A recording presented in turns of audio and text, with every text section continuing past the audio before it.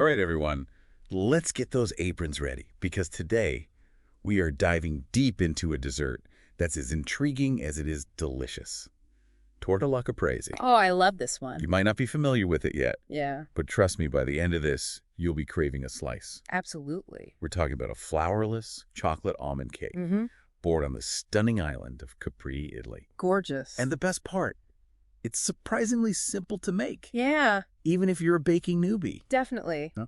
And what I find fascinating about Torta la Caprese is how it embodies the evolution of Italian-American cuisine. Oh, interesting. Yeah, it started as this like regional Italian treat, Right. but it's become such a staple in Italian-American households. And I think it just highlights how food traditions adapt and evolve as they cross borders. And it's a real crowd pleaser, too. Oh, yeah. Like this cake is gluten-free, Mm-hmm. incredibly rich and fudgy, Yeah. with a texture that's somewhere between a brownie and a torte. It's that perfect hybrid. Yeah, it's perfect for a casual get-together with friends. Yeah. Or like a fancy dinner party. Absolutely. Plus, you can make it ahead of time, which is always a win in my book. Oh, for sure.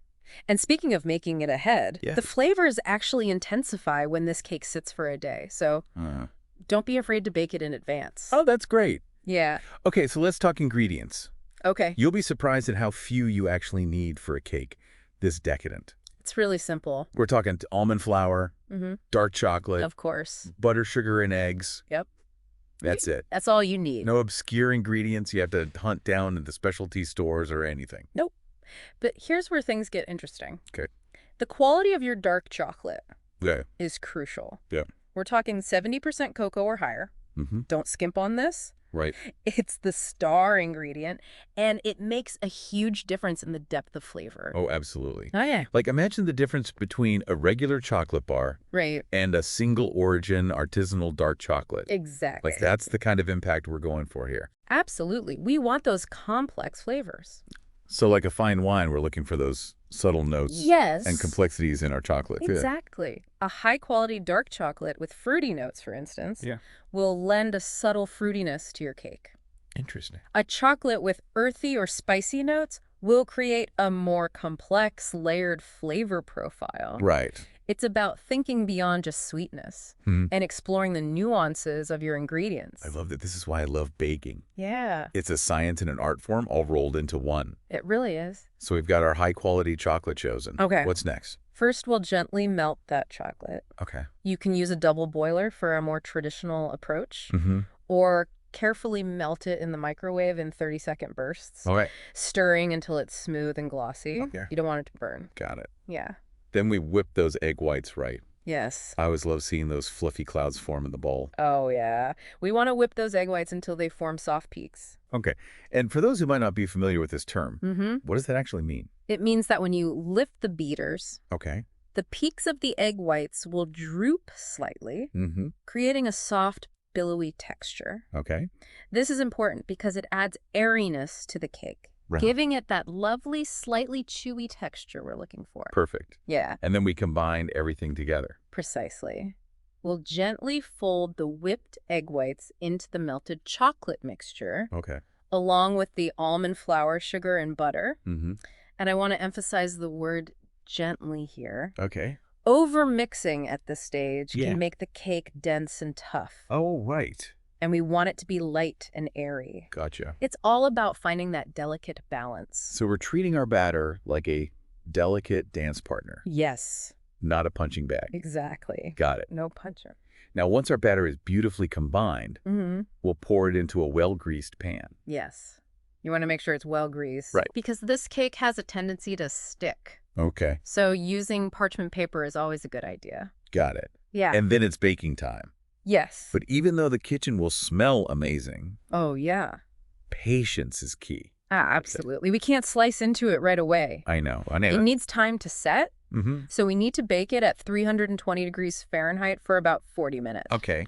Then let it cool completely Yeah. before we even think about slicing. Right. This allows the cake to set properly. Yeah. It makes it much easier to slice. Got it. Plus, remember those flavors really develop as the cake cools, Oh, yeah. becoming even more decadent and delicious? Okay, patience it is. Yeah, This is going to be hard to resist, I know. but I know it'll be worth the wait. It will be. I can already smell it. Me too. It's going to be good. I can't wait.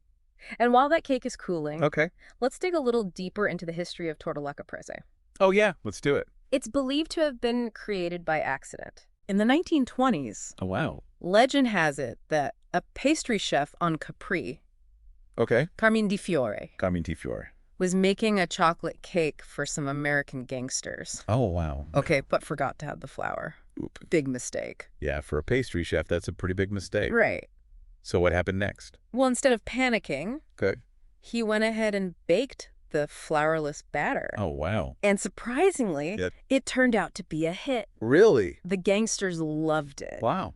And the rest, as they say, is history. What a happy accident. Yeah. It makes you wonder how many other culinary masterpieces were born from mistakes. I know, right? Like, it's a great reminder that sometimes the best things in life are unexpected. Absolutely. And in this case, the mistake led to a cake that's now enjoyed all over the world. It's amazing. It just goes to show that a little bit of creativity and a willingness to experiment can go a long way in the kitchen. Totally. Speaking of experimenting, you mentioned earlier how the type of dark chocolate can significantly impact the flavor profile of the cake. Oh, yeah, for sure. It's like having a secret weapon in your baking arsenal. Okay. You can fine-tune the flavor of your Torta la Caprese just by choosing the right type of dark chocolate. So it's not just about going for the highest percentage of cocoa, No. but also considering the origin and flavor notes of the chocolate. Exactly. For example, a dark chocolate from Madagascar Okay. might have bright fruity notes, Interesting. while a chocolate from Venezuela might have more earthy and nutty tones. That's fascinating. Yeah. It opens up a whole world of possibilities. It does. So if someone wanted to experiment with different flavor profiles, where would you recommend they start? I always recommend starting with a classic 70% cocoa dark chocolate as your base. Okay. That'll give you a good foundation to build upon. Okay. Then you can start branching out and trying different chocolates with various flavor profiles. So you could go for a chocolate with hints of coffee or caramel, or even something more exotic like chili pepper or sea salt. Exactly. The possibilities are endless. They are. And don't be afraid to get creative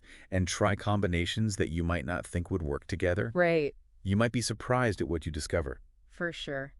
That's such a great tip. Yeah. It encourages people to be adventurous Mm-hmm. and not just stick to the recipe. Yeah, exactly. Blend with it. Okay, before we get too carried away with chocolate tasting notes, Yeah. let's bring things back to the basics. Okay. You mentioned earlier that overmixing the batter can be a problem. Yeah. Why is that? Well, almond flour doesn't contain gluten, Right. which is what gives traditional cakes their structure. Yeah. But when you overmix almond flour batter, Okay. it can develop a slightly gummy texture. Gotcha. So we want to be extra gentle when combining those ingredients. Exactly. Right. Think of it like a gentle waltz, Oh. not a mosh pit.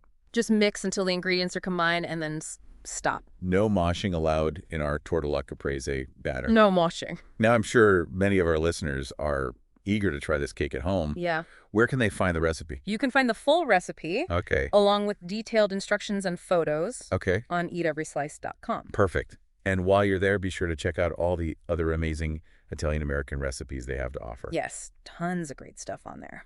Now, before we wrap up our deep dive into Torta la Caprese, I have to ask, do you have any other pro tips for our listeners? Well, I think we've covered the most important ones. Okay. Use high-quality dark chocolate. Yeah. Be gentle when mixing the batter. Mhm. And let the cake cool completely before slicing. Those are great tips. Yeah. But I have to ask, Uh. do you have any personal favorites when it comes to choosing the chocolate for this cake? Oh, that's a tough one. I know. I've experimented with so many different types of chocolate over the years. Yeah. It's hard to choose just one. Right. But I recently tried a dark chocolate with a hint of sea salt. Okay. It was absolutely divine in this cake. Oh, wow. The saltiness really brought out the richness of the chocolate Mm-hmm. and created this incredible balance of sweet and savory. Oh, that sounds amazing. It was really good. I'm definitely going to have to try that combination myself. You should. Okay. And speaking of trying things out, Yeah. don't be afraid to experiment with different pan sizes and shapes. Ooh, that's a great idea. So you could make individual mini cakes Yes, or a large rectangular cake perfect for a party. exactly. You can Wow. even bake it in a bundt pan for a beautiful presentation. This cake just keeps getting more and more versatile. Right. And, all this talk about chocolate is making me wonder.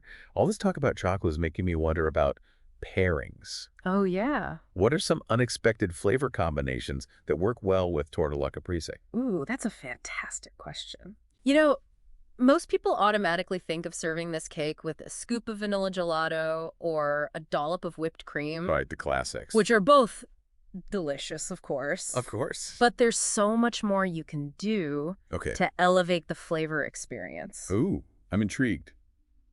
Spill the beans. Okay. What are some of your favorite pairings? One of my all-time favorites is pairing Torta la Caprese with a slightly tart berry sauce. Okay.